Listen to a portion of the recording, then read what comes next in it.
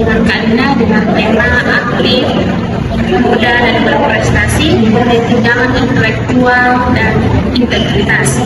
Hari ini kita akan ngobrol bareng dengan sosok yang inspiratif, masih muda, aktif dalam berbagai kegiatan, dan sudah memiliki banyak prestasi mulai dari juara lomba cerdas cermat, kompetisi keilmuan antar kampus, sampai finalis SI internasional di Malaysia.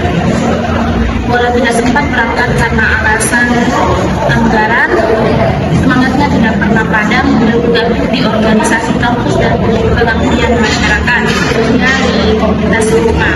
Nah, dari semua pengalaman itu pastinya ada banyak pelajaran dan motivasi yang bisa kita ambil. Langsung saja kita undang narasumber kita, Kak Dina. Halo Kak, apa kabar? Alhamdulillah baik. Mungkin bisa meluang sudah pembahasan kali ini bisa berlalu. Oke, jadi perkenalkan saya Ani Prasanna, biasa dipanggil Dina, dari jurusan Kesehatan Masyarakat UIN Al-Uin Makassar. Nah, bagaimana tadi siap menerima pertanyaan dari saya? Oke, pertanyaan pertama, apa yang memotivasi Kak Dina untuk terus mengikuti berbagai kompetisi seperti cerdas cermat dan SI internasional? Baik, jadi untuk motivasi saya sendiri itu berasal dari keinginan saya untuk terus belajar dan mengasah kemampuan saya. Saya ingin untuk terus bisa berkembang.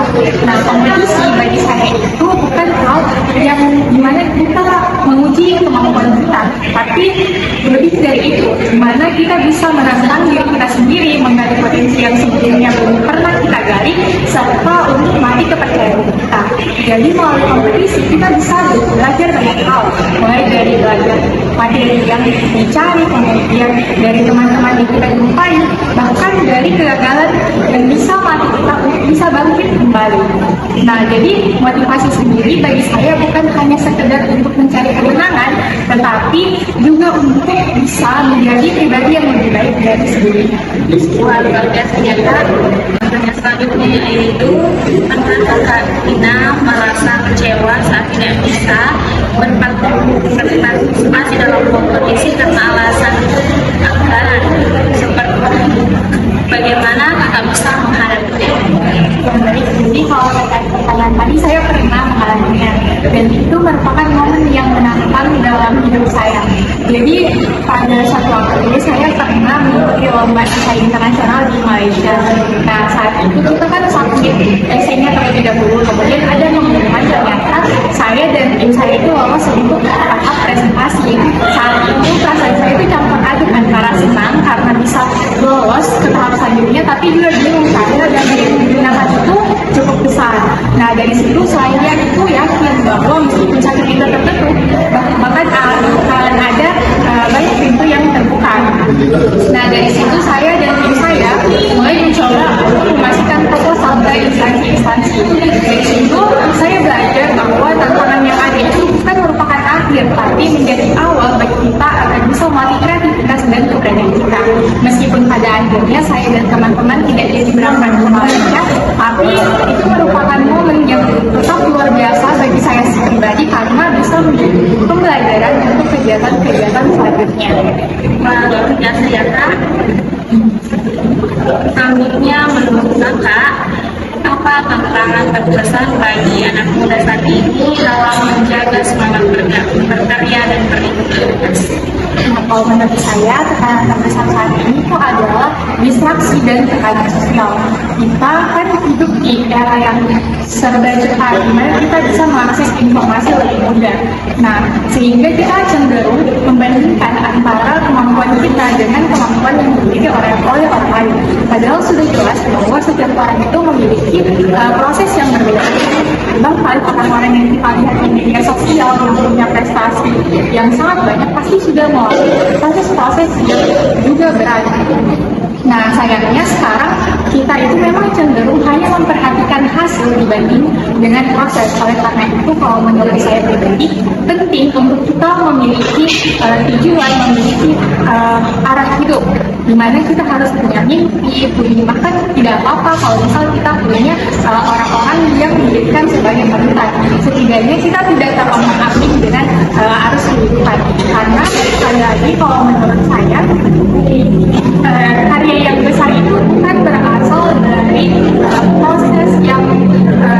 proses yang berat, tapi memang membutuhkan proses yang sedikit lambat dan memang tidak mudah untuk mencapai hal tersebut. Nah, pertanyaan selanjutnya, kan kakak aktif di rumah pengabdian masyarakat.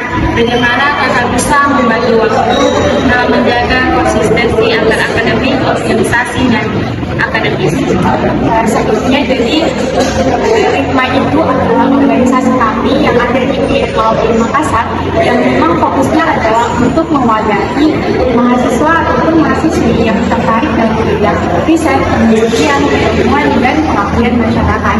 Nah, untuk pengaturan waktunya sebenarnya jujur itu agak sedikit sulit.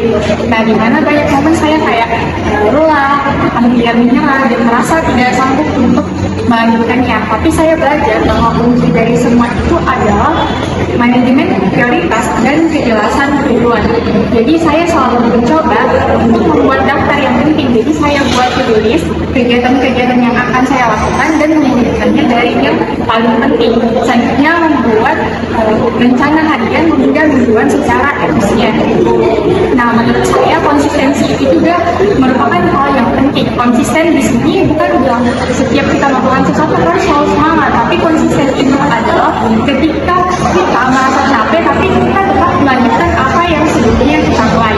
Selain itu, saya juga bisa melakukan hal untuk bisa fokus dalam akademik, organisasi maupun kegiatan-kegiatan lainnya, karena saya selalu mempertahankan prinsip bahwa saya harus mengetahui apa alasan saya sehingga saya memulai sesuatu, sehingga ketika menghadapi tantangan yang berat ke depannya saya bisa kembali mengingat alasan itu dan menjadikannya sebagai motivasi untuk bisa terus melanjutkan hal yang saya mulai agar bisa selesai.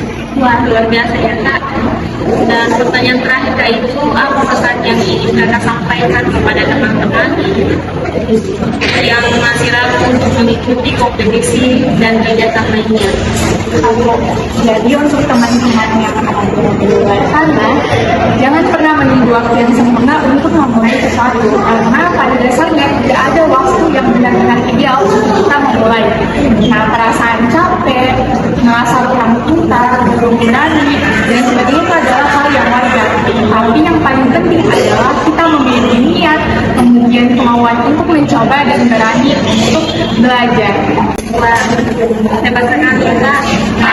Luar biasa banget ya kisah dari pesan Kak Nina, dan ceritanya kita bisa belajar bahwa prestasi itu bukan soal menang atau juara, tapi tentang semangat mencoba untuk tetap jujur pada proses.